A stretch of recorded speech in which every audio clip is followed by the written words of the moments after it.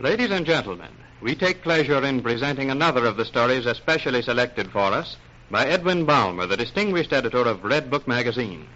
Editor Balmer is here to tell you why he selected Kiss and Jail by Arthur Summers Roach for Redbook. Mr. Balmer. Thank you, Mr. Clemenger. Arthur Summers Roach is one of the most vigorous and original of our writers. He lives most vitally in our day, and he is in a position to witness the effects of the Depression among the rich.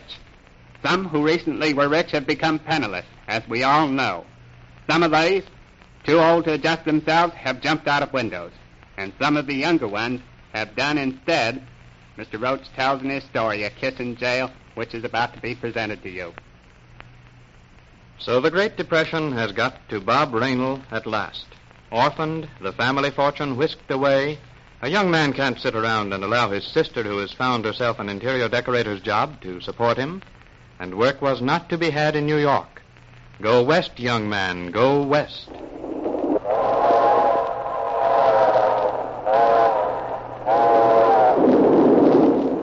We find Bob in the observation car of a fast express, Chicago bound. He is watching a bejeweled lady and her overdressed daughter, obviously nouveau riche, flaunting their wealth in the face of the passengers. The dowager mother delights in showing off the butler who's traveling with them. Here is Mrs. Robinson. Jenkins, we're getting off at Ovington, remember. Put those packages on the platform and be very careful of my daughter's hat box. Yes, ma'am. And here is Bob Raynal, the ex-society playboy who doesn't like the looks of that phony butler of Mrs. Robinson. She's certainly working that butler overtime. He doesn't look like a butler to me anyway. Jenkins, eh? I've seen him somewhere before. And Jenkins, go over to the baggage car and see if our luggage is being taken care of. Yes, ma'am. By George, I do recognize that butler. Seems to me he used to hang around that New York speakeasy of Big Abe Conler's. A racketeer of some kind. Hurry along, Jenkins. They'll be in Ovington soon.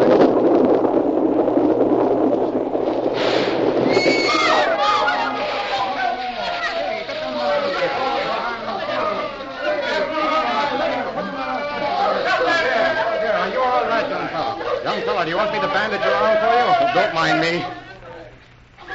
There's a man killed there, in the observation car. I saw him get it. Oh, Ma, help me up. Help me up. Can you come here a minute, young man? There you are, madam. You'll be all right now. Just a little shaken up, I expect. You saved our lives. I certainly wish there was some way I could thank you. You're not hurt? Yes, I'm all right. Did you see our butler? I'm sorry, Mrs. Mrs. Robinson. The Robinsons of Ovington, you know. I'd like to ask you to come home with us. It's not far from here. Our car is on its way here now.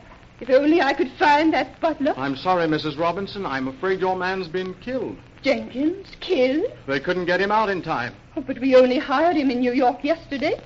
Oh, dear. I should have looked into his references more carefully. Now I'll have a lot of trouble in disposing of the body. The railroad will help you take care of that, I'm sure. But we're giving a dinner party tomorrow night. What can I do? How can I find the butler? If you'll excuse me, Mrs. Robinson, I mean if there's a place open in your home. You're a butler? On my way to Chicago, hoping I could get a job there. All my things were destroyed in this wreck, but... For whom have you worked? Why, I've been with the Raynals in New York since I was a boy. Oh, the New York Raynal? Yes, ma'am. Miss Sally Raynal is in New York, and you could write to her. Oh, we won't need to write to her. She's spending the weekend with us. Arrives this very afternoon. Well, I must say I'm glad to find a butler. What is your name? Robert, ma'am. Robert, Simpson. All right, Simpson. Will you gather up those suitcases? You can drive out with us, and Anna the maid will see to your getting a uniform.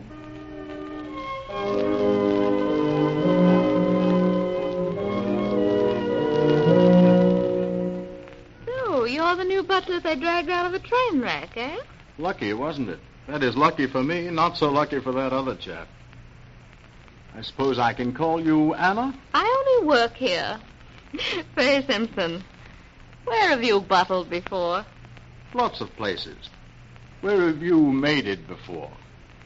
Lots of places.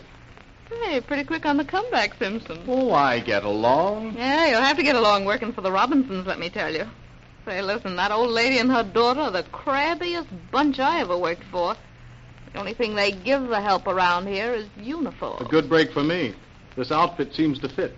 You do look pretty smooth. But I lost my shirt in that wreck. And look at my shoes. The soles are all burned out from the hot coals I walked on. Wonder where I can buy some new boots around here. Ovington's the nearest. The Robinsons let you go in the car, maybe, since you saved their lives. But you'll have to step on it. Guess the due from New York. I'll beat it up to Ovington then and buy some things. Say, send a telegram for me. Of course. Oh, don't let that booby of a chauffeur know you did it. This is just between you and me, huh? Mum's the word. Well, here it is, written out on this envelope. Now, I'll read it to you. You'd read it anyway, so I'll save you the trouble. Thomas Beckwith, Minerva Place, New York City. Lay off. Signed, Anna. I'll take care of it. You see, this Beckwith's an old beau of mine, always phoning me long distance, and it burns the madam. So I want him to quit. Here's $50 to pay for it. Okay, I'll take it along.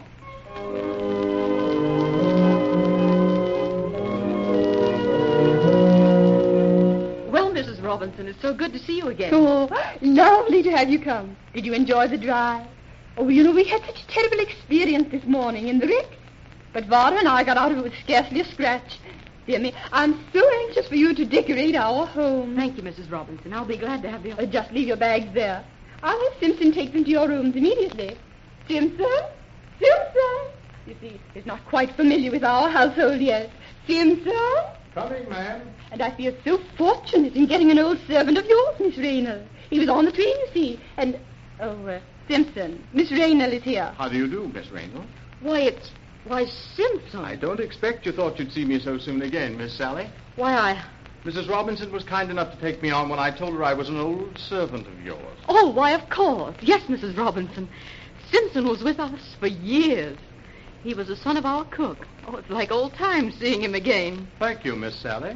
You may take Miss Raynell's things to her room, Simpson. This way, Miss Sally.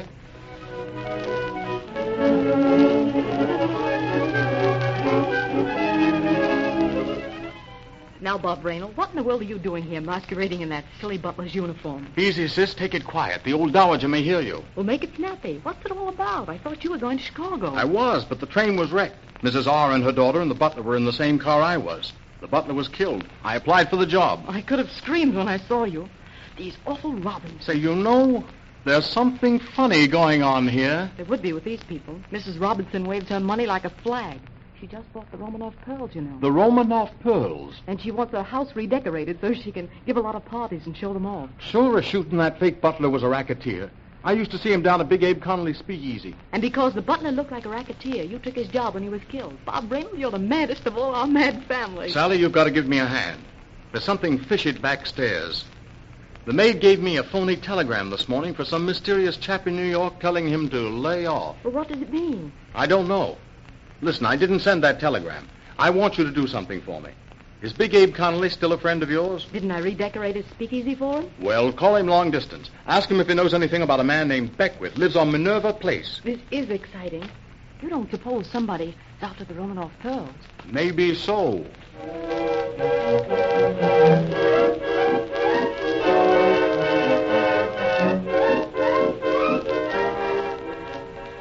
Well, Simpson, I suppose you're glad dinner's over. How'd it go? Not half bad. Only I didn't expect to have to wash these dishes afterwards. Didn't have to give the crockery a bath in my old place.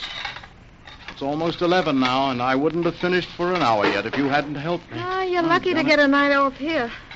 Say, I was glad to help. That's white of you. How about a cigarette before you turn in? Thanks. All the other servants have gone to bed. I suppose the madam expects you to stay on duty. Say, Simpson, you don't look like a slave. I just think a guy like you would hate a job like this. Find me a better one in these times. And when it comes to that, Anna, I should think a girl like you could find a better place than a servant's hall. Maybe I will sometime. If you don't marry that pestering beau of yours. No danger of that.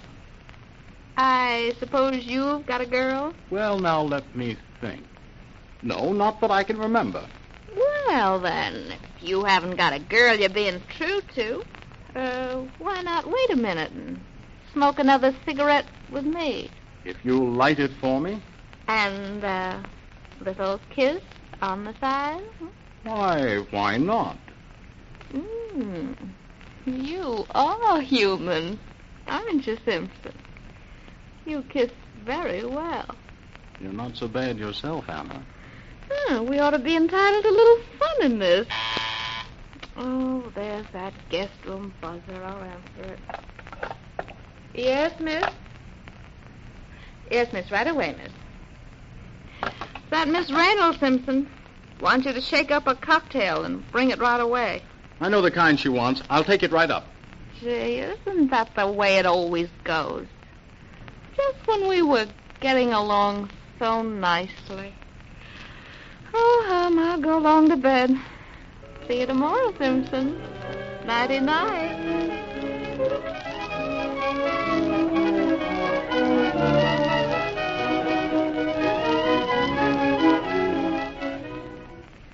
It's about time you brought that cocktail, Simpson. Where have you been? Where the dickens have you been, Sally?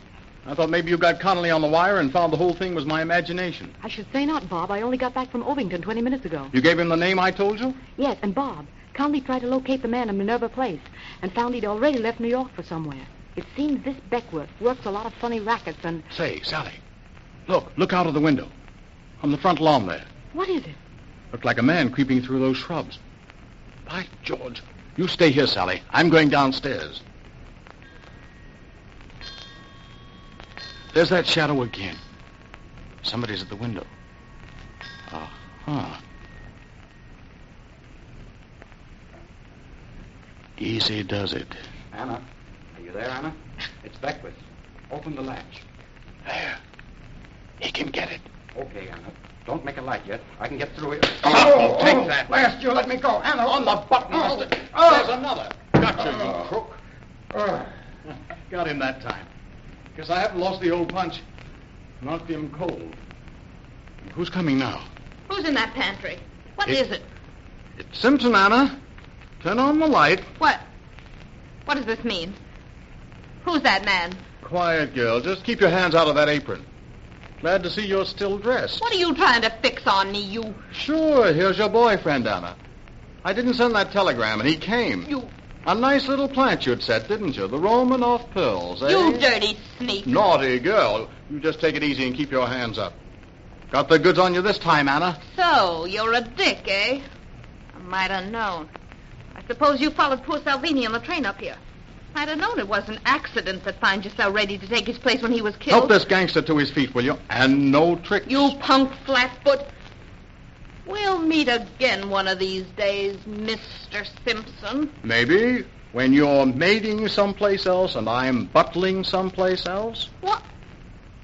Say, are you letting us go? Scram out of that window with this bird as fast as you can. I kissed you tonight, Anna, and, well, we can't send little girls we've kissed to jail, but we can send them out of the house. So you let the burglars go, Bob. Why? That maid had a trunk full of stolen jewels. Well, I guess she had a lot of stuff, all right.